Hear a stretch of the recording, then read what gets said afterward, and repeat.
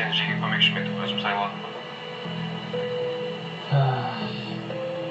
Жарайсың, Қайсар. Қалай орындайын деп алаңдаған едің? Қаласаң, істей алады екенсің бе?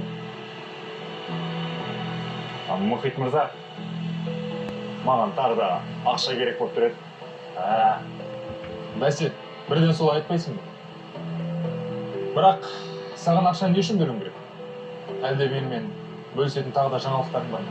Болса айт, ойланып көрейін. Детектив Арман Боранбайдың ісі әлі жабылмады деп естідім. Тергеуші Серік қазбалап жүр екен. Мүмкін сол іс жайында маған бір тапсырмаларыңыз болады. Қараш, өзіңе керек кезде басың жақсы істеп кетеді екен. Ризамын саған.